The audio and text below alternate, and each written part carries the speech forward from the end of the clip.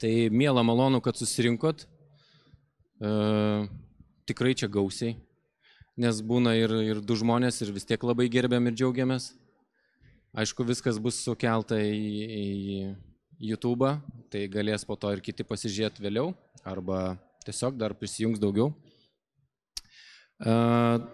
Dabartinė tema yra išmanus būstas ir čia susirinko tikri savo srities asai.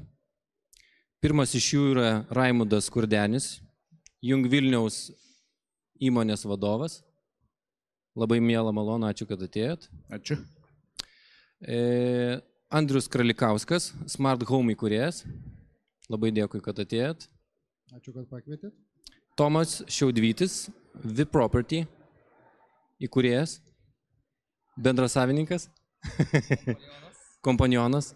Tai kiekvienas iš savo srities norėsiu, kad pakomentuotumėt apie išmanų namą.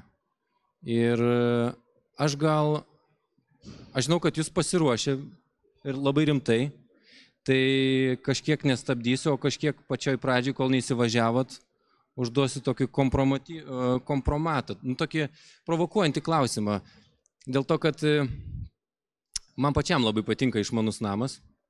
Man atrodo, kad jis labai reikalingas, jame smagu žaisti su juo, mum technologiškai įdomu ten daryti tos sprendimus, džiaugtis, kaip tai tarnauja mum kaip žmogui. Ir žinau, kad evoliucija toliau tęsiasi, technologijas gerėja, viskas išmanėja ir tai yra labai fainai. Bet kita vertus matau kitą tendenciją, čia aš jūs provokuoju, nebijokit, kad pavyzdžiui, aš labai myliu savo sodybą. Ten aš turiu laidų, jau sakiau prieš tai laidoj, turiu laidų prasivedęs irgi 1000, galbūt ten susivesiu, pasidarysiu, bet kol kas aš džiaugiuosi paprasčiausia krosnele, kuri ten šildo mane, kuri šviečia labai paprastai, tiek kiek aš jau užkūriau, užgesta ne tada, kada noriu. Ką aš noriu pasakyti, kad dabar mes lyg ir atrodo šokam į naujas technologijas tam, kad pasidaryti savo gyvenimą patogesnį, bet aš matau, kad žmogus sukurtas yra dar kitam dalykui – turėti nepatogumą. Aš jūs provokuoju, nes kai aš matau, kaip mano žmona ir mano dukra 14 metų dabar labai bręsta ir labai auga ir jinai labai pavargsta per dieną Vilniuje, per visą savaitę ir nuvažiuojam ten sodybą ir visi rėkiam vieni ant kitų, visi nelaimingi, visi ten viskas negerai, bet toj sodyba yra žiauriai šalta. Ir ten nėra jokio patogumo, dar dulkių ir visokių ten nepatogų, duris neatsidaro kaip reikia, tikrai jos neišmanios. Bet ten toks džiaugsmas, aš ten pajuntu, kad vienas šonas man šyla, kitas šala, aš jaučiuosi gerbuvį, aš nebegalvoju apie darbus. O namuose, kur viskas, telikas atsisuko į mane, aš kaip koksai neįgalus žmogus, turiu menį čia, nenoriu nieko, kaip sakant, bet aš pats taip jaučiuosi, kad aš tada jaučiu, kad mano protas sukasi tuo metu apie bet ką ir aš nuvargęs. Provokuoju jūs. Važiuojam. Tai aš gal įsiterpsiu. Tai reikia džiaugtis, kad yra vienokių žmonių ir yra kitokių žmonių. Mūsų didžiausias privalumas visų dabar, kad mes galim rinktis. Jeigu man reikia išmanumo, ir dar ką mes vadinam to išmanumu didelis klausimas, tai aš jį galiu turėti, bet jeigu man reikia atsipalaiduoti sodyboje ten po kokiu nors kriokliu ir panašiai, tai vėlgi gali rinktis. Čia nėra taip, kad reikia taip, tai yra teisingas kelias, tai yra neteisingas. Mes kiekvienas esame individualūs žmonės, mūsų poreikiai skirtingi. Ir labai gerai, kad mes galim rinktis. Pritariu, labai geras atsakymas, čia yra harmonija tarp to ir to. Ir aš tada norėčiau iškart paklausti, bet, pavyzdžiui, važiuoji į sodybą retkarčiais, savaitgaliais, žiemos metu, ar būnant Vilniuje nekyla noras sužinoti, kaip ten ta sodyba, ar po vėtros liko stovėti, ar svetimi žmonės neatėjo, kokia ten visgi temperatūra, ar neužšalo kas nors. Aš šiek tiek pamelavau, aš turiu išmanų daržo laistymą, nes aš Dzūkijai, ta sodyba ten yra Sahara ir ta prasme aš jau turiu ten, kad ir labai laukiu, kada pasistatysiu kamerą, kad matyčiau, kaip dygsta viskas. Tai aš šiek tiek ir bus meditacija, žiūrėsiu. Šiek tiek pamelavau dėl visko ten jum, bet aš taip jūs provokuoju, čia ne tai, kad pasakoju apie save. Na, gal pagrindas reikia dadėt. Pasakoji, tau patinka tą ugnį pakuriant. Bet galbūt tau nepatiktų būti santechniku ar dar kažką tai padaryti. Tu turi laisvę pasilikti tai, ką tu nori daryti ir kai tu ilsiesi. Tai tas technologija, kad ir kaime, kaip sakai, tu gal nenori atvažiuoti dar į tarpą trečiadienį palaistyti, tau duoda pasirinkti. Tai tas pagrindas namuose gal su visom sistemom yra, kad galimybė pasirinkti, ką tu nori, o ko nenori, nuo to tu ilsiesi. Maža ką, kažkam patinka laistyti, bet nenori kuriant. Sutinku, vyrai, aš taip ir galvoju, bet man tiesiog reikėjo tokios įdomesnės, ne? Pradžios nežinau, kiek jinai įdomi. Bet, vis tiek su technologija yra visokie tokie dalykai. Ir faktas, kad aš noriu iš jūsų išgirsti šitą tą išmanę sistemą, nes apie krosnelę, iš senų laikų viską žinom, o čia yra nauji dalykai. Jo, bet jie neturi būti persistengta. Tai yra, mes kadangi čia 21 metus jau dirbam, tai matėm labai daug įvairiausių. Turi būti realus pas žmogų ar pas organizaciją, žiūrint, kur čia daroma, poreikis. Negali būti dirbtinio su išmaninimu ten, kur jam iš tikrųjų poreikio nėra. Nes, konkrečiai, pavyzdžiui, iš karto. Konkrečiai, pavyzdžiui, tai ateina žmogus, kad ir sako, aš noriu išmanaus namo. Ok, o kas tau tas išmanus namas? Nelabai aš ir žinau, bet aš noriu. O kodėl tu nori, reiškiasi, nes kaimynas turi, draugas turi, girdėjau televizijoje, mačiau ir panašiai. Bet tai reiškiasi, kad šitas žmogus neturi realaus poreikio. Jam tu gali parduoti visą tą sistemą, nes jis pasiruošęs ir pinigų turi, bet finaliai jis liks nepatenkintas ir netgi turės tavo antireklamą, kadangi poreikio jis neturėjo. Tai mes, kaip sakom, toks realus klientas yra tas, kuris statosi trečią namą. Ant pirmo jis džiaugiasi, kad iš principo turi namą, jam nusispjauti visus išmanumus. Antrame jis jau kažkokių klaidų pamatė, ką galėtų sutaupyti, ką galėtų patogiau padaryti. O trečiam, čia sąlyginis skaičius, aišku, jisai jau žino, ką nori tobulinti. Ir nuo žmogaus irgi labai priklauso, nes jis evoliucionuoja, jo šeima evoliucionuoja. Iš pradžių pas jį buvo mažas vaikas, paskui didesnis paauglys, paskui dar kažkas, tai turi prisitaikyti tą sistemą. Ir jeigu tu padarysi tik tai tam momentui sistemą, tai jinai po 10 metų jam nebetiks. Sakot, negalima padaryti žmogui, kurisai neturi konkretaus vizijos, ne, ką jis nori. Galima, bet ar jis bus tuo patenkintas? Gerai, bet kitaip tada, ar vis tiek galima padaryti, kad būtų patenkintas? Žinoma, kad galima. Tai kaip Raimondas sakė, nepersistengiant ir kad tos sistemos jos nemaišytų gyventi, kad nereiktų apie jas pastoviai galvoti, ką čia paspausti, ką čia įjungti, kodėl čia paspaudžiau mygtuką ir neveikia. Išmanus namas tinkamai funkcionuoja tada, kai reikia minimaliai įsikišti į jo gyvenimą. Tiesiog jis prisitaiko. Tada, kada reikia, užsidega šviesa tokiu intensyvumu, kokiu reikia, temperatūra palaikoma pastoviai vienoda, kokia žmogui komfortabili.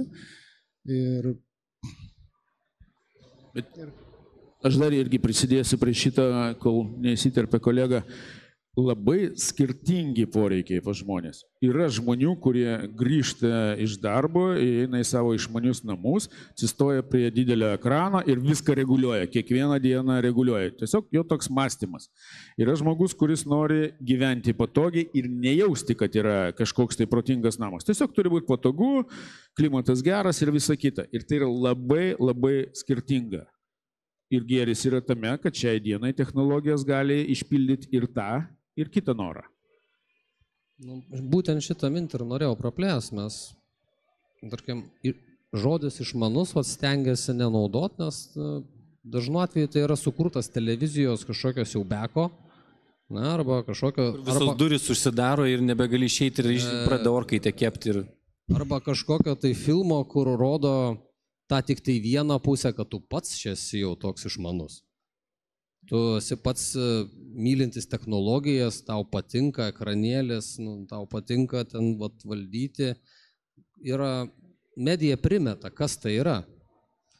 Ir žiūrint, kas buvo prieš 15-20 metų, panašiai ir buvo. Tokie, arba tos sistemos buvo kažkokios dalinės, arba nebuvo lėšų jų įsirengti. Ir tarpusavio patirtis, kuo dalinasi, tarkim, atsisėdė šalia vienas kito, jinai tokia nebaigta yra. Bet dabar mes jau turim tas technologijas, kurios mes vadinam išmaniom, bet mes telefonuose pripratę. Mes jį vadinam išmaniu ir nebijom ir ten to išmanumo smarkiai daugiau turbūt negu name yra. Ir mes jo nejaučiam. Mes jį jaučiam tik jeigu norim. O nori nueiti į settingus telefone, tu ten nueini, bet kiek jūs tai darot? Aš tai, kai reikia perkrauti iš duomenis iš vieno telefono į kitą. Ir tai dar dabar paspaudyti savaime pasidaro. Bet čia tokia tema kita vedasi. Jūs tam čia ir atėjot, kad papasakotumėt apie tai, pavyzdžiui, kad, sakot, ne, prieš 15 metų buvo vienaip, dabar jau kitaip ir tikrai kitaip. Ir tą man nesinoris girdėti, nes apie technologiją šnekant, man norisi, kad jos būtų stabilios. Nes telefoną aš galiu pasikeisti namą ir aš noriu provokuoti jūs, nes šiaip tai aš namą irgi keičiu kas 15. Jo, tai iš tikrųjų, kadangi aš sakiau, kad mes jau 21 metus dirbam, o šiaip tą technologiją dar daugiau, tai aš galiu pasakyti, kad bazinės funkcijos nieko nepasikeitė. Šviesa, užuolaidos, žaliuzė, šildymas, vėdinimas, jos kaip buvo, taip ir yra. Pasikeitė galbūt katilai, valdymo modeliai, ten ir panašiai, protokolai, bet žmogui kaip reikėjo šviesos, kaip reikėjo komfortiškos temperatūros ar klimato, taip ir yra. Dabar apaugę visi tos išmanės sistemos yra tokiais šou elementais. Ekranais, dulkių siurbliais važinėjančiais, dar kažkom papildomom funkcijom, kurios atsirado evoliucionuojant žmogaus noram. Nes jis irgi atsiranda vis daugiau norų. Kameros, saugumai, visokie tai dalykai. Bet bazinės funkcijos, jos liko. Ir daugelį žmonių tų bazinių funkcijų užtenka. Bet Raimundai prisideda dar ir visa namų energetika, kuri šiuo metu labai populiarėja. Tai yra saulės elektrinės. Tai yra priedas ant tos bazės, kuri liko. Atsirado saulės energetika, jinai prisidėjo. Atsirado baterijos, jinai prisidėjo. Atsiras, nežinau, ten humanoidiniai robotai, jie prisidės. Bet žmogui kaip reikėjo šildymo, vėdinimo, šviesos ir ten žuolaidų atsidarančių, jam lygiai taip pat reikės. Tai va čia aš apie tai, kad nereikėtų bijoti šito. Pasidarius bazinę, paskui tu gali tobulinti pagal save pakankamai aš tai noriu ilgą girdėti, laiką. klausyti jo. Ir va čia tam reikalingi profesionalai. Nes vėlgi čia gal aš iš savo varpinės žiūriu, reiškiasi, kad kai tą pradeda darytis patys žmonės, tai dažnai to proceso suvaldyti beveik neįmanoma. Dabar galima bet kurioje internetinėje parduotuvėje nusipirkti išmanių daiktų. Ir funkcionalumas jų bus pakankamai neblogas.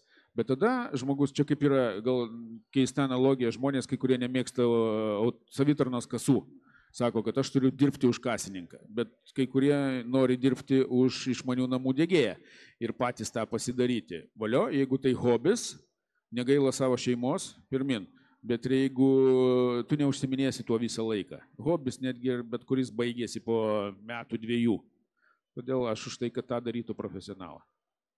Taip, ir tik tais tinkamai pasirinkta išmanių namų sistema leis ją ateityje plėsti, prijungti naujai atsiradusias sistemas, naujas technologijas, nes baterijos saulės elektrinėms prieš metus nieks praktiškai apie jas nekalbėjo. Dabar kiekvienam naujam statomam name yra ir įrengiama baterija, kurią taip pat reikia prijungti prie viso išmanaus valdymo. Ar galima padaryti tokį kaip paketą arba platformą, kuri yra profesionalų? Nes tie žmonės, kurie domisi šituo dalyku, šitą temą, jiem tai yra įdomu patiems daryti ir žaisti. Pavadinkim žodį kablelis žaisti, ne, šitais visais dalykais. Tai jeigu yra toks užsakovas, kuris nori po to ir pats kažką pasidaryti, ne, gal jam galima struktūrą padaryti kažkokią... Tai teisingas požiūris, bazę galima padaryti ant profesionalios sistemos, paleisti, jinai veikia. Paskui jisai tikrai gali tų žaislų, žaidimų prisidėti kiek tik tai nori. Kažką gali net adaptuoti, keisti, galbūt šiek tiek gali ir pats jau pridėti ant ranką, ar tai yra ant tiek sudėtinga, kad ten vėl, pavyzdžiui, reikia jūs kviestis, tai jisai tik tais gadgetą gali, ta prasme, kažkokį įrenginį nusipirkti, kuris ten, pavyzdžiui, robotas. Bet žiūrėkit, aš jums šiek tiek grąžinsiu į realybę apie gadgetus. Kas yra gadgetas ir kokio lygio jis yra. Pasipadarė jam profesionalai gerą sistemą, viskas veikia, tada žmogus nuėjo, nusipirko, nežinau, skrusdintuvą, kurį reikia prijungti prie interneto. Įvedė visus Wi-Fi pasvardus, ten visą kitą ir jis padarė kokio didžio skylę saugume savo name. Tai yra objektai, kur negalima tokių dalykų leisti. Jeigu tai yra privatus namas, būtas ir panašiai, ir savininkas sutinka su tuo, kad jeigu jis pats kišasi į visą tai, jis prisima ir atsakomybę, nėra problemos. Bet yra viešbučiai, yra ofisai, kurie irgi išmanus, negalima šitą dalyką leisti, kur pats žmogus įsidėtų kažkokį tai gadžetą. Ir netgi išmaniuose namuose yra labai svarbu saugumas. Ir kaip Raimondas sakė, taip, nusiperkam kažkokį gadžetą, pasijungiam, jisai defaultiniai jo nustatymai yra atviras, junkis prie jo, daryk, ką nori. Įsigijai vieną, tokį antrą, trečią ir paskui pas tave namuose pilna skylių, per kurias galima įsilaužti. Ir iš to kyla mitai, kad išmanus namai yra nesaugus. Taip, jeigu yra išmanus namas įdiegtas neišmanančio, sakykime, taip, ne iki galo įsigilinčio į saugumo aspektą žmogaus, jis gali būti nesaugus. Bet pasirinkus tinkamus profesionalus, jisai bus sukonfigūruotas saugiai, tinkamai. Ir aš suprantu, čia tokia man eina tokie žodžiai pagrindė, kad nori saugumo, reikia profesionalumo, ane? Nori pasidaryti pats, galbūt pigiau, bet tada rizikuoji visame kame. Gal šiek tiek dar reikia atgal grįžti. Važiuojam. Mes statomės tą namą, jisai dažniausiai būna naujas. Naujas arba pilnai renovuojamas, mes jį naujai darom. Tai va tos bazės įrengimas, kur mes galvojame, kad įrengti išmanų namą yra su visom technologijom labai brangu. Arba brangiau negu paprasta. Ačiū už drąsą, pakalbėkime apie pinigus. Žiūrėjau, tai pats pagrindas ir neseniai projektas buvo, tiesiog buvo pasirengę daryti vienaip ir pradėjom kalbėtis, ar dar kažką reikės valdyti. Ir būtent per saugumo, per privatumo užtikrinimą keliavo tas išmanus namas. Tai mes visą kabeliažą perskaičiavom tą patį sumą. Bazę įrengti teisingai, kurią gali plėsti, kainuoja tiek pat. Ir aš tikiu, kad jeigu atsiranda kažkoks naujas prietaisas, pasikeitė skalbimo mašina, ją prijungti, kad ir profesionalai, kuris prižiūri tą sistemą, jos veikimą mato visą laiką, tai nebebus kažkoks iššūkis, nereikės iš naujo daryti arba, kaip aš sakau, tam, kad kažką įrengti nebereikės griauti. Bet čia mes kalbam vos ne fiziškai apie laidus, ne? Jeigu tiesiog dėl išmanaus gaunasi mažiau kilometrų, ar jūs sutinka su tuo, ar turit papildymą ar kontrą? Čia aš išgirdau kilometrą laidų šiek tiek, reiškiasi. Tai čia yra stereotipas baisus, kuris labai stipriai gadina. Ne, aš kalbu apie kilometrą, kad neišmanų darant namą. Ta prasme, ten reikia daug daugiau laidų negu išmaniam. Jeigu teisingai suprojektuota sistema išmanaus namo, tai tikrai laidų nereikia jai daugiau. Bet tas stereotipas tam tikras yra, kad kilometrai laidų, tam reikia signalų ir panašiai. Teisingai suprojektuota, jinai nėra labai imli, bet to kabelis yra pigus daiktas, čia ne pagrindinė investicija. Aš irgi gal šiek tiek atgal grįžčiau, reiškiasi, į tai, kad iš principo kokie yra tie išmanus namai, aš vėlgi savo požiūrį pasakysiu. Aš manau, kad yra 3 skirtingos rinkos, visiškai. Viena rinka yra profesionali, kur viską diegia diegėjai, profesionalus, pavadinkim tai kažkiek gal prabangesnė rinka. Antra rinka yra ta visiškai pasidaryk pats. Nusipirkau AliExpress'e ar čia vietinėse analogose pasidariau pats. Trumpam, bet patenkintas žmogus ir jau mokinuosi išmanaus namą. Tai nėra blogai, aš nesakau, kad tai yra blogai. Tiesiog tu pripranti prie tam tikrų funkcijų. Trečia rinka yra tokia per vidurį. Tai yra entuziastų rinka, aš taip ją vadinu, kur jie daro pakankamai aukšto lygio sistemas savo pradžioje ir pakankamai atranda daug visokių įdomybių, kurias paskui gali naudoti ir profesionalai.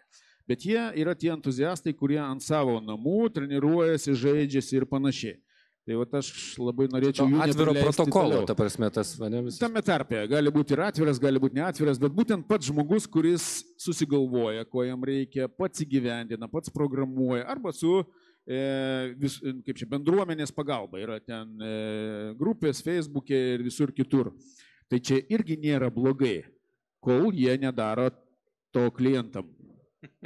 Nes jie pagalvoja, kad jau viską išmoko ir tada jisai, neturėdamas pradinės klasės pradmenų, pradeda siūlyti visiems aplinkui. kolegom, giminaičiam, va tada prasideda bėdas. Ne visada. Aš papildyčiau dar vieną grupę, kuri dabar, aš pastebiu augant. Tai žmonės, kurie nenori išmokti. Sako, aš nenoriu būti santechniku. Aš neišmanau to vėdinimo. Aš tiesiog žinau, kad aš esu jautresnis. Man gerai yra, kai ta drėgmė yra tokia. Bet nenoriu aš, kad naktį man pasidarytų ten to oro trūkumas, ar aš atsikelčiau su skaudančia galva. Ir nenoriu išmokti. Noriu taupyti pinigus, bet aš nenoriu gilintis, kada ta saulės elektrinė ar kada tą skalbimo mašiną jungti. Man patogiau sudėti, palikti. Tokie irgi daugėja. Ir tu ateini, bet sako, aš nežinau, ko paklausti. Žmonės, kurie nenori į tai gilintis, taip ir turėtų būti. Kiekvienas turėtų dirbti savo darbą. Buvo kažkada laikai, gal ne visi čia atsimena, kad kiekvienas remontavosi savo žiguliuką ar moskvičio. Ačiū Dievui, visą tai baigėsi ir mes atidavėm tai profesionalam. Bet yra dar entuziastų, yra retro klubai, yra retų mašinų klubai. Valio, tegul jie ten džiaugiasi. Bet jeigu mes pradėsim išleidinėti šitas mašinas, kurias remontavo mėgėjai į autostradas, tai mes turėsim tokias pasiekmes. Tai čia yra labai panašu, gal net tai pavojinga. Tai aš tik džiaugiuosi, kad žmonės nenori gilintis į tas sistemas ir nereikia. Jis tegul ilsisi namuose, kam jam reikia dirbti už tą kasininką, kur čia irgi buvo pavyzdys. Supratau. Jūs gal papildyti dar ką nors? Ne, nieko gerai. Viską išsakė, Šiaip, prasme. Man, ta prasme, norisi į tą laiką labai suspėti, tai yra daug dalykų tokie kaip sauga, mes šiek tiek pakalbėjom. Jūs ir patys turite tai, ką jūs norėtumėt pasakyti. Tai aš jūs šiek tiek vedžiojau gal truputėlį ne tai, ką jūs norit ištransliuoti, tai aš labai esu jūs pasikvietęs kaip svečius, to pačiu noriu jūsų paklausti, gal jūs norit kažką perduoti, edukuoti žmonės, juos informuoti, kaip savo srities profai atiduoti kažkokius patarimus, kaip jiem tos namus, kada, su kuo, kaip, dėl ko, už kiek, ko nedaryt. Šaudom tokias, duodam patarimų žmonėms. Aš kaip diegėjas, kaip projektuotojas išmanių namų tikrai noriu patarti nebijoti kreiptis kuo anksčiau, tik pradedant galvoti apie namo statybą, kreiptis į išmanių namų projektuotojus, tam, kad sužinoti, kokios yra sistemos, kaip teisingai pasirinkti, kuo jos skiriasi ir kaip neprašaut pasirenkant vienokią ar kitokią. Kaip tai fiziškai, aš statausi namą, pavyzdžiui, statausi namą ir man reikia tada jūs pirmą nusamdyti, jau galvoti apie projektavimą, ar aš galiu tiesiog ateiti, draugiškai pašnekėti, po pusės metų jau, kai turėsiu namą, dar kartelį ateiti. Dažniausiai pradedama nuo draugiško pašnekesio, kaip dabar visi susiranda internete, kad ir mane pasiskambina, pasikalbama apie sistemas ir sužino žmogus, kada reikia jam kokiais etapais jau kreiptis, kada turi įsijungti projektuotojas, kada turi su dizaineriu kokius dalykus susiderinti ir panašiai. Ir maždaug kada, ta prasme, žiūrim, pamatai stovi, dėžutė. Ne, dar anksčiau. Dar anksčiau. Iš tikrųjų, kai jūs tik tai sugalvojat, kad jūs norite, ypač apie privatų namą kalbam, tai kuo anksčiau jūs pradėsit, to bus geriau ir pigiau. Ir čia yra darbas teisingas, jeigu darbas žiūrint, tai yra kartu su architektu. Kadangi daugelį dalykų, kurių reikia, pavyzdžiui, išspręsti technologijom name, galima išspręsti architektūriniais sprendimais. Į kursto, koks namo šlaitas, į kokią pusę langai, kokio tipo tie langai ir panašiai. Tada reikės mažiau šildyti, mažiau vėdinti ir panašiai. Tai turi būti bendra visuma. Ir jeigu mes ateinam ir jau gautas yra namas, kuris yra visiškai suprojektuotas, sprendimai pasirinkti ir tada norime išmanumo, tai jau yra šiek tiek ant viršaus ir tai yra šiek tiek perteklius tada daromos elektronikos ir panašiai. Tai jeigu tai dirbama kartu su architektu pačioj pradžioj, tai gaunasi optimalesnis, pigesnis ir teisingesnis sprendimas. Bet ne visada tai įmanoma tiesiog. Jūs galvojate ir jau kaip saulė, kiek jinai, kaip sakant, kepins vakare tą stiklinį miegamai, kurį dabar visi svajoja turėti.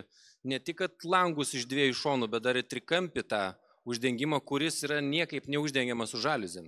Taip, bet jei kartais teisingai parinktas šlaito 10 cm ilgesnis, duoda 3 laipsnių skirtumą viduje.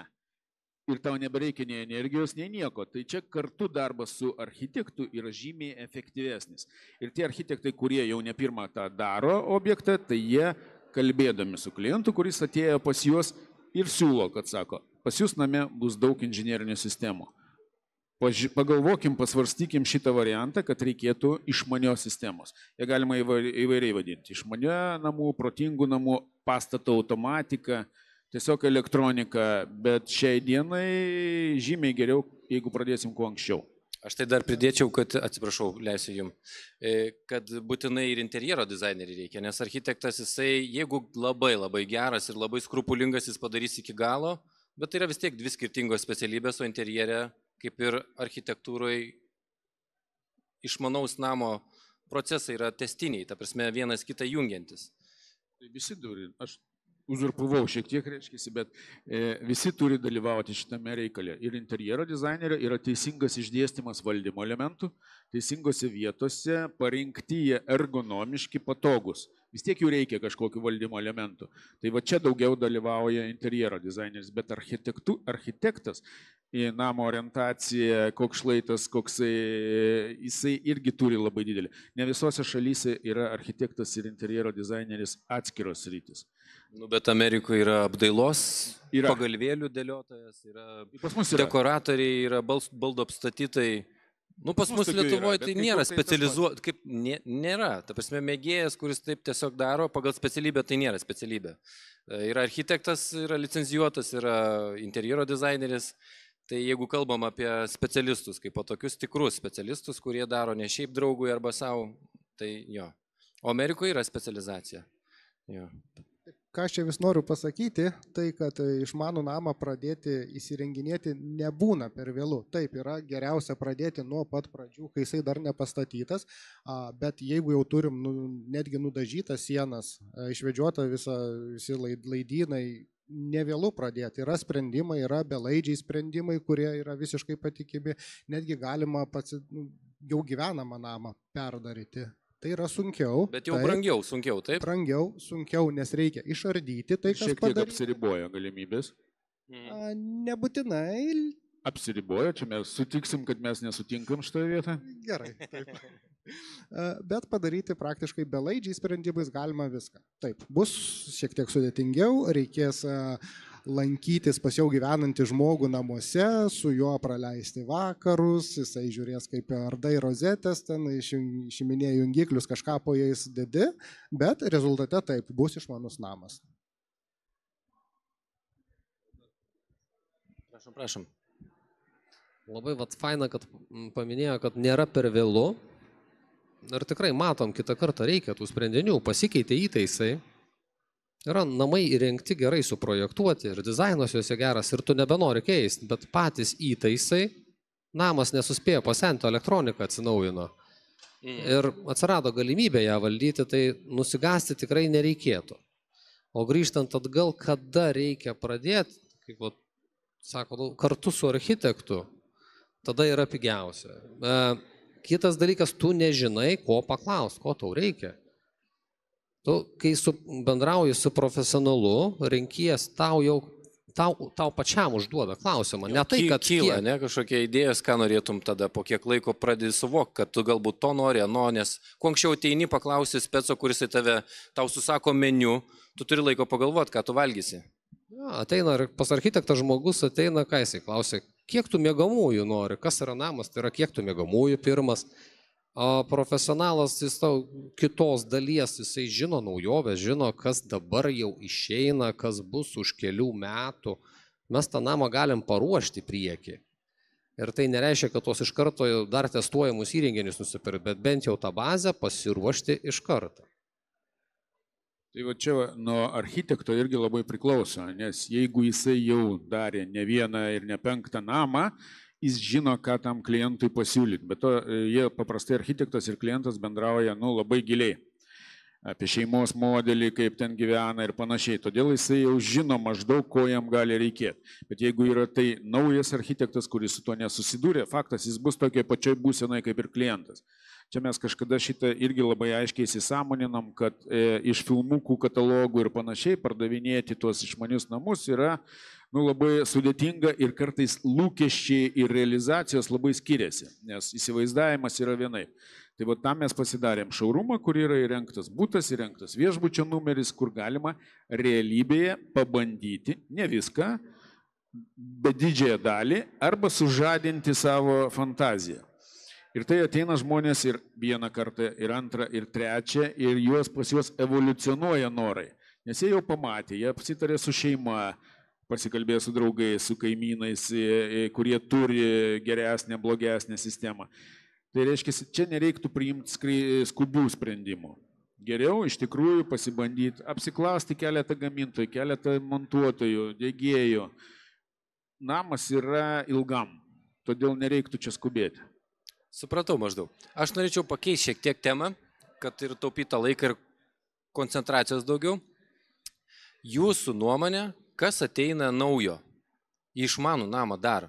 Nes aš toks vartotojas galbūt, ne tik projektuoju, bet ir savo galvoju, ir galvoju, jau beveik norėčiau, bet, kad ten ta skalbimo mašina bus išmani, išmanus gyvatukas, rankšluostinis džiovintuvas, kitaip tariant lietuviškai.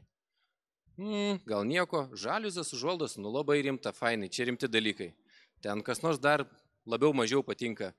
Kas dar ateina į trasą?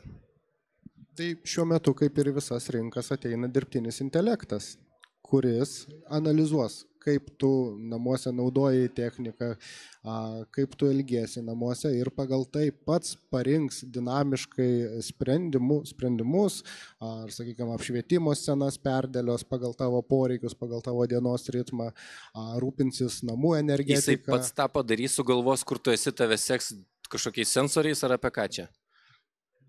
Čia aš pakurkim, nes važiuojam tolyn, biški, kur dar nėra. Po namus, kai vaikštai, sensorius yra ant rankos, jisai skleidžia savo Bluetooth signalą ir jau gali kai kurie išmanių namų prietaisai žinoti, kokiu tu atstumu esi nuo to daikto. Tai išmanus namas, jisai žinos ne tik, kad tu esi namuose, bet ir kuriam kambarį ir kuris žmogus yra atskirs. Ar tai esi tu, ar vaikas yra, ar galų gale šuo su Bluetooth'iniu antkakliu paliktas namuose.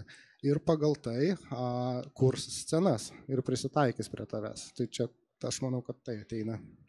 Aš gal pasakysiu dar šiek tiek į priekį, reiškia, kas mūsų visų laukia, išskyrus tų, kurie išvažiuos į sodybą, nes tam irgi galbūt pasakys dirbtinis intelektas, kad tavo laikas išvažiuoti į sodybą ir atsijungti. Bet iš tikrųjų ir dabar ir mes šis su Vilniaus universiteto mokslininkais turim tokį eksperimentą, besitęsim. Tai yra davikliai, kurie nustato žmogaus nuotaiką iš vaizdo, kamerų, iš daviklių kažkokio ir per atstumą, širdies plakimą ten jaučia ir visą kitą. Iš to daromos interpretacijos, kaip tau reikia pakeisti klimatą, muziką, kvapą. Ir tu jau išeidamas iš ofiso įsėdęs į mašiną, tave jau pradeda veikti, čia pafantazuokime į priekį, pradeda veikti technologijos, kad tave nuramintų, jeigu tu esi strese. Ir atvirkščiai, jeigu jisai turi tavo dienotvarkę ir žino, kad vakare turėsi pranešimą kažkur tai, jisai tave stimuliuoja, kad tu būtum pasiruošęs tam. Tai šitai tikrai bus. Klausimas, ar mes sulauksim, ar mūsų vaikai, bet link to einama. Ir mes tikrai būsim sekami, pavadinkim, tų technologijų. Galim tam priešintis, galim ne. Turėsim išėjimus į savo kažkokią sodybą ar į rajonus be technologijų, nes to gal reikės tikrai, bet tas ateina ir labai sparčiai. Aš sutinku, nes aš galvoju, aš taip galvočiau dar kokių 10 metų ir turėtų keisti tą pusę. Pavyzdžiui, apšvietimas, kuris yra dabar tik tais visuomeniniuose objektuose, kur labai didelės korporacijos nori, kad jų visi ten 1000 darbuotojų dirbtų ryte labai našiai, po pietų dar vis našiai, o vakarė jau biški būtų tas spalvinis spektras keičiamas taip, kaip saulė leidžiasi. Tada ten triukšmo lygis, kaip nors ten kokios akustinės panelės, dirbtinės žvakės įsijungia ir jisai išeina toks žiovaudamas. Ir gerai pamiega namuose su šeima, su šuniu, su vaikais pabūna. Ir vėl grįžta, vėl aktyvus, vėl dirba, labai daug padaro pinigų tą įmonį. Šiuolaikinė vergystė, kur tu laimingas tą darai, tai tas tikrai yra didelėse korporacijose. Nes ten atsiperka. O vat tiesiogiai. privačiam klausimas jisai dar toksai vat yra, bet aš galvočiau, kad tas technologijas keičiasi. Vat rekuperatorius gali užti garsiai, ne, ir jisai biškį irgi kelia garso, nes tai yra technologinis dalykas, bet galbūt jisai pamažės ir tada vat, tam tikrų momentų, kai mato, kad žmogui jau netoli migrena, tai ten viskas susidaro langai, išsijungia garsas, muzika nutyla. Aš tokį kaip nedidelį pavyzdį pasakysiu. Aš pats rankai turiu čipą. 4 ar 5 metus. Primityvų buką ar durimą atidaryti ir panašiai. Bet tikrai labai greitai bus tokie, kurie seks tuos gyvybinius parametrus ir tų išmaniųjų namų susijungimas su medicinos paslaugom yra labai didelė banga, kuri irgi ateina. Visuomenė sensta, jai reikia pagalbos, reikia, kad atvažiuotų laiku greitoji pagalba ir kad jai atsidarytų duris. Nes jau dabar gali iškviesti laikrodis medicininę pagalbą, bet prieina prie durų ir duris neatsidaro. Ir numiršta tas senukas. Tai yra didžiulė banga, kuri su sveikatos technologijom ir išmaniais namais integruotais ateina. Smagu girdėti kažkaip. Man ne tik krosnelė patinka. Jo, bet toks čia nebūtinai ofisas. Mes taip ofise norim gero oro, kaip ir tos apgavystės, to būti sveiki. Bet dabar namuose žmonės jau žiūri, kad į sveikatą, kad jisai tikrai kvėpuotų švarų orą, nes alergijų daugėja, jisai tikrai nori valgyti, gaminti apšviestoj patalpoj ir prieš eidamas miegoti jau turėti tą dekoratyvinį apšvietimą. Jau atsiskyrė, atsirado, lemputės pasikeitė, jos jau yra ledinės, jų yra daug, yra ką valdyti, jau galima susikurti patogiai ir dabar banga, ar tai sveika. Toks pirmas klausimas, ar tai sveika, ar ta elektronika yra gerai. Ir tada ryštasi investuoti. Čia visada yra slidu, aš galvočiau, pavyzdžiui, aš projektuoju žmonėm namus ir kiekvieną dieną galvoju apie žmogaus gerbuvį. Bet yra niuansai tokie, kad aš galvoju, pavyzdžiui, rekuperatorius. Jisai mikrodulkės ten visokias alerginės sutvarko, bet mes atimam žmogaus tą, tai yra pasiekmės šalinimas, bet ne priežasties. Tai technologijos, aš jas žiūriu labai labai atsargiai. Aš iš tikrųjų labai esu toks atsargus projektuotojas. Aš kai darau kokią nors technologiją, pavyzdžiui, rekuperatorius, aš ilgai nedėjau. Ta prasme, kiek galėjau, sakiau, venkit. Kodėl? Nes nėra drėgmės, nėra drėgmės padavimo į tą orą. Jis yra sausas, žiemą ten šaltis su karščiu keičiasi, oras tampa sausas ant tiek, per difuzorius švilpia kaukia, aš nežinau, kaip mano uošviai miega, aš nuvažiuoju neišsimiegu. Aš atsiprašau, kaip sakant, uošviai, jūs turite gražų namą. Esmė tokia, kad visi tie technologiniai dalykai, jie kol man neprotestuoti bent 10 metų, aš suprantu, jūsų sistema, kuria labai jau, ta prasme, jūsų praktiškai tie namai gali į kosmosą skristi. Aš taip įsivaizduoju, nes tai yra tokio rimtumo sistema. Labai tikiuosi. Ir veiks po 100 metų. Bet yra momentų, kur technologiniai dalykai man kelia vis laiką kažko visokių, tai zvimbia, tai ten kaip nors ten elektros sąnaudos didelės, dar kažkas. Aš žinau, kad jūs susirinkot ir tikrai turit ką pasakyti, kad technologija važiuoja į priekį, o aš jūs, kaip sakant, provokuoju. Papasakokit daugiau, kas yra. Gera provokacija ir tai iš tikrųjų atsako klausimą, kam to išmanumo reikia. Tai tarkim, aš irgi viską labai kvestionuoju ir stengiuosi tą telefoną nemaigyti, kaip sakau. Bet darbo srityje, kai reikia atiduoti produktą, ar tai yra gyvenamą namą, ar tai biurą, tai gal geriau atiduoti su nešvilpiančiu rekuperatorium, su drėgnu oru viduje, išvengti visų šitų provokacijų, ką jūs pasakėt, kad nuvažiavus į tą gražų namą, turi jaustumės gerai, turi išsimiegotum gerai. Tai teisingas suprojektavimas, teisingos technologijos, nepamiršti, kad reikia padrėkinti orą. Mesgi nežinom kitą kartą, galvom savaime jisai ten bus drėgnas. Tai sistemų įdiegimas, jisai užduoda klausimų ir pasiūlo sprendimus dabar arba ateityje. Tai tas argumentas yra, kad pastatyti namą technologiškai yra lengviau. Prižiūrėti jį lengviau, klausimų yra mažiau. Taip, aš tik ir pridursiu išsakytoms mintims, kad tu neįsidiegęs technologijų gali nežinot, kad namuose tas drėgmė per maža. Gal jausies gerai, bet ilgainiui jinai bus per maža ir tau netgi sveikatai gali pakenkti. Beje, turėjau vieną klientą, pas jį namuose įrenginėjom išmanius namus ir jisai pasakojo, su kuo dirba. Yra daktaras, kuris kuria programą, kad bet koks prietaisas galėtų išgirsti tavo kosulį ir pagal kosulį nustatytų, ar jisai yra geras, ar jisai blogas. Ir išdiskutavom, kad tą jo sukurtą produktą prijungus prie išmanių namų galima labai daug ligų iškart užkirsti kelią. Nes Ta prasme, papildomai vėdinant ar... Papildomai vėdinant, drėgmės pakeliant arba kaip tik sumažinant pagal tai, nes pagal žmogaus kosulį galima nustatyti jo sveikatą. Ir išmanus namas gali padėti sureguliuoti klimatą, kuriame gyvena. Aš labai laukiu, kada tie šaldytuvai pradės rodyti meniu, ką tą dieną valgyti, nes, prastai jautiesi, pakelt vitamino C, daugiau Tai čia, žinokit, labai lengva funkcija, reiškia, už jūsų pinigus, žinoma. Ką turite menyti? Plačiau, man įdomu. Ir turiu omeny, kad iš tikrųjų pagal jūsų ten kraujo duomenys, kur ten čipas, kuris gali perduoti, tikrai nesunku sudaryti jums idealų valgiaraštį. Sveika, klausimas, ar jūs norėsite taip maitintis, nes malonumo jūs neturėsit. Gal čia yra išmanaus kažkas, kas priverstų? Arba pridės ten gliukomatą, kad jums būtų, taip sakant, ir viskas tvarkoja, bet čia jūs nustatysit prioritetus. Ar jūs norit sveikai, ar skaniai maitintis ir panašiai. Kažkada buvo toks stereotipas, ar ne stereotipas, arba noras, kad šaldytuvai užsakinės produktus. Ir atsirado tokie šaldytuvai, bet nebuvo už jų serviso. Tų šaldytuvų atsirado jau prieš 10 metų, bet nebuvo tokios kaip Barbora, reiškia, kuri tą atvežtų. Bet dabar iš tikrųjų tą galima apjungti ir jums pristatys pintinę, o jūs dar pakoreguosit, reiškia, kad aš tik vegetariškų noriu, tik iš lietuviškų ūkių ir panašiai. Ir jūs galite gauti tą servisą dabar. Ir ar tai nėra gerai? Tai yra gerai. Jūs taupote tą laiką, jūs išleiskite tą laiką savo bendravimui su savo paauglė dukra. Taip, o iš kur namai žinos, ką užsakyti, tai įdedama į šaldytuvą kamerą ir dirbtinis intelektas nustato, kiek yra kokių produktų, kada jų galiojimo laikas besibaigiantis ir kada... Šiem laikams tai jau įmanoma, ar visiems to reikia, vėlgi apie tai aš ir kalbėjau, kad pasirinkimo laisvė yra dabar. Naudoti tokias technologijas, kitokias, visai jų nenaudoti.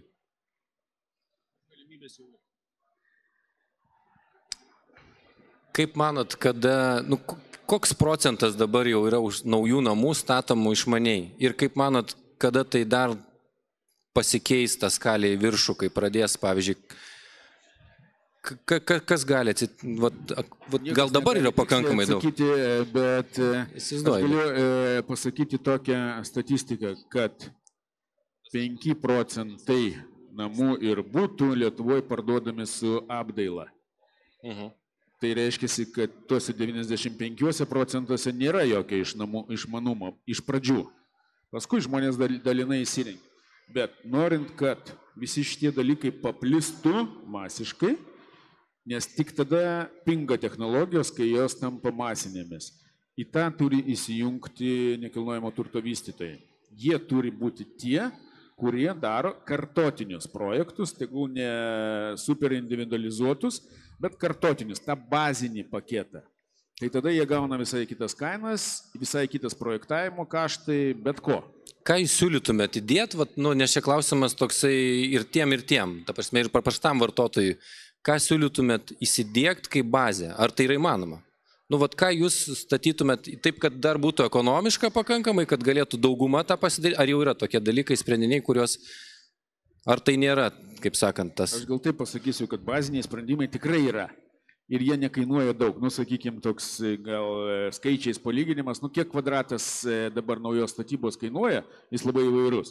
Bet tiek kainuoja išmani sistema bazinė būtui ar namui. Bet čia yra visiškai bazė, ant kurios paskui galėsi augintis. Bet kai susiduri su tuo žmogum ir jis kai pasižiūri į tą bazę, reiškia, pas jį pradeda kilti norai. Ir jeigu jam leisi tą fantaziją, tai jau tampa individualių projektų. Ir tai iš karto visą tai išbrangina. Už tai aš ir sakau, kad masinis ėjimas į tą rinką prasidės tada, kada nekilnojamo turto vystytojai daugiabučių ar namų kvartalų diegs bent jau tą bazinį paketą, kurį galima išplėsti. O bazinis paketas, tą, ką mes nuo pradžių kalbėjom, šviesos, užuolaidos žaliuzės, klimatas ir signalizacijos prijungimas. Nežinau, gal galima dar papildyti kažkokiam funkcijom, bet tai yra tokia bazė. Aš gal dar pridėčiau įėjimo kontrolę. Raktai, kad... aš tą sakiau. Vartai, varteliai.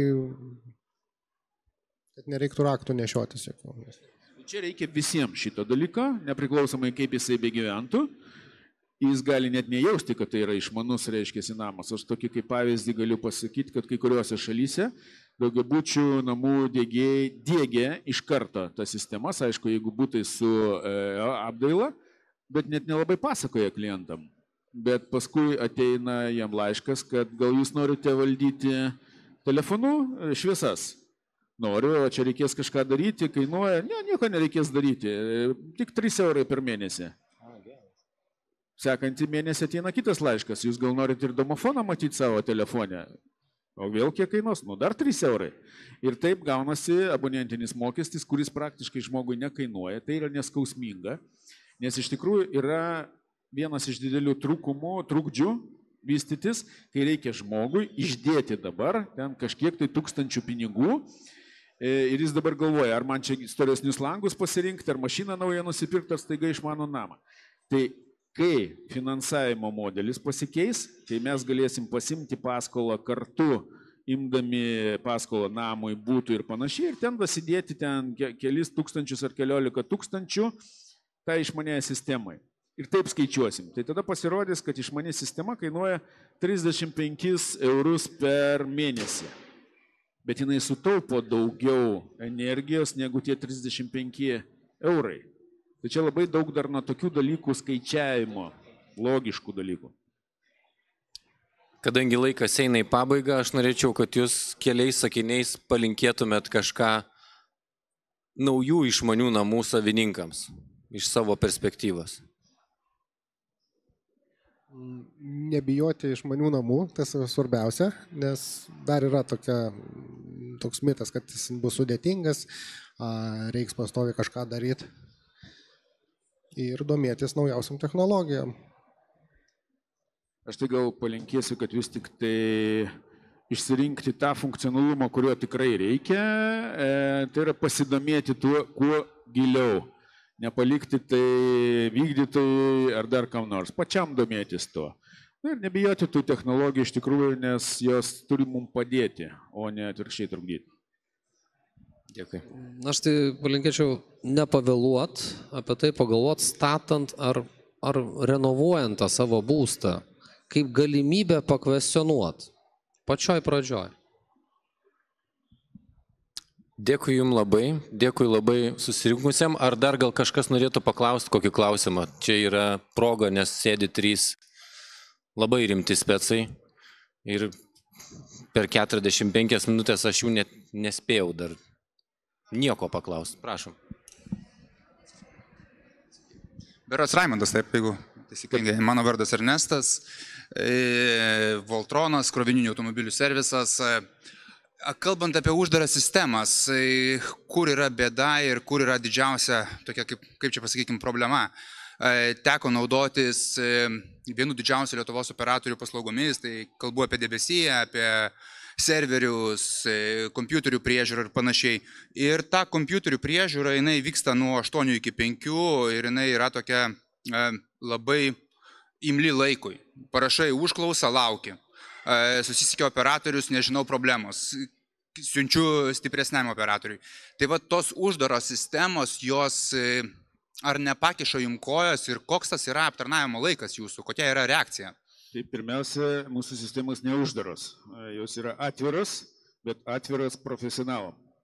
Tai reiškia, kad kiekvienam, aš kalbu apie mūsų sistemas, nekalbu apie kolegų ir panašiai, kad mes neleidžiam pačiam jam iki pačio kodo lysti. Keisti savo parametrus, laikus, temperatūros, timerius, visą kitą gali pats klientas. Bet įlysti į kodavimą tikrai ne. Bet todėl aš nesakau, kad tai yra uždara sistema. Tai čia mes gal kitaip suprantam. Normali, profesionali sistema nereikalauja kažkokio tai aptarnavimo. Jinai funkcionuoja 10-20 metų tos bazinės funkcijos ir nereikia į jas kištis. Bet jeigu reikia kažką tai pareguliuoti, padėti papildomai, taip, greičiausiai nebus visą parą veikiančio serviso, nes tai kainuoja pinigus. Jeigu jūs susimokėsit už abonentinį mokestį, kad išlaikyti tą darbuotoją, nėra problemų. Bet realiai tai bus darbo valandomis Arba, žinoma, atsilieps tie žmonės, kurie diegia ir po darbo valandų, tiesiog jie išrašys jums sąskaitą. Tai čia yra toksai reikalas komercinis grinai. O vedėjui, kalbant apie šaldytuvą išmanų, tai teks prenumeruoti. Priešingai stovėsite prie užrakinto šaldytuvo ir žiūrėsite reklamą nemokamą, kol praeis. Gal turit daugiau klausimų? Nemokamų pietų nebūna. Nebūna.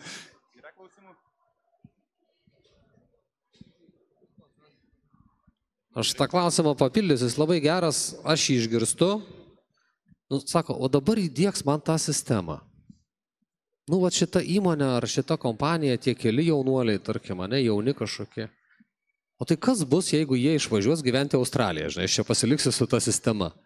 Kaip jinai gyvens, va ta baimė didžiausia yra, va čia va galbūt jums tas atsakymas, nes aš jį išgirstu, bet pats klausimas yra tankus. Aš irgi šitą gal įsiterpsiu, reiškia. Dėl kad tą klausimą mes girdim nuo pat pradžių, nuo 21 metų, ir jis nėra be pagrinda. Nes iš tikrųjų yra emigravusių, nusilaužusių koją, pakeitusių biznį, dėgėjų ir panašiai. Tai va čia va yra labai svarbu pasirinkti sistemą, kuri nėra uždara, kaip minėjo kolega, uždaras paprastai yra vieno gamintojo sistemos. Jis gamina, gal net labai unikali, fantastiškai gera sistema ir panašiai, bet vieno gamintojo. Nedaug dievė tam gamintojui kas nors atsitiko, arba jo dėgėjam, šakės. Užtat reikia imti sistemas, kurios yra standartai. Šiuo atveju aš už tokią sistemą, kuri KNX vadinasi, virš 500 gamintojų, tai reiškia, vienam subankrutavus, jo dėgėjam išsivažinėjus, visą laiką bus galima perimti kitiem. Bet tas pats vartotojas irgi turėtų žinoti savo teisės ir galimybės. Jis priimdamas tą projektą turėtų pasimti ir tą failiuką, kuriame yra tie duomenys. Kartais apie tai pamirštama, nes tai lengvesnis kelias perduoti kitiem, pratęsti tą projektą. Jeigu be to failo irgi tą galima padaryti, bet realybė yra žymiai paprasčiau. Tai mes irgi edukuojam savo klientus, tai kad jis tai turėtų ir žinotų savo teisės. Bet sistemos tikrai neturi būti uždaros, aš su tuo sutinku. Taip, ir aš tik galiu pridurti, kad pasirinkus tinkamą sistemą, tai yra neuždara, kaip ir sakė Raimondas, ne vieno gamintojo, nes tikrai yra daug pavyzdžių, kai tas gamintojas gamina daug įvairių prietaisų, bet nusprendė, kad verslas neina, pasitraukia iš rinkos, visi namuose esantis prietaisai tampa beverčiais, jų negali nei kontroliuoti, nei prisijungti, net negali prijungti prie jokios kitos sistemos, vienintelis variantas yra juos išimti, išmesti ir įsidėkti kitą sistemą. Taip, tai už tai reikia žinoti, kokia sistema, ar jinai yra populiari, ar yra neuždara, ar tikrai rasi, kas galės toliau ją aptarnauti. Supratau. Dėkui jums labai, kad atėjot, mus tiesiog spaudžia laikas, tai yra tikrai tokia įdomi tema ir tikrai matau, kad žmonės domisi, bando. Tai aš linkiu, kad šita sfera Lietuvoje augtų greičiau nei kitur Europoje ar Kinijoje ar Amerikoje ir kad mes būtume pažangus, išmanus ir mūsų namai būtų mums tie, kuriuose ne tik jaukų, bet jie mums dar ir padėtų. Tai dėkui, aš pasinaudosiu sceną ir pakviesiu, kas nebuvo pas mus į šaurumą, pasižiūrėti, kaip gyvai viskas tas veikia, pabandyti pasikalbėti su specialistais, nes tai tikrai yra žymiai geriau negu klausytis mūsų ant scenos. Taip, kalba apie Jung Vilnius. Jung Vilnių. Ačiū jums labai. Ačiū jums. Ačiū labai. Ačiū labai klausytojams. Ačiū.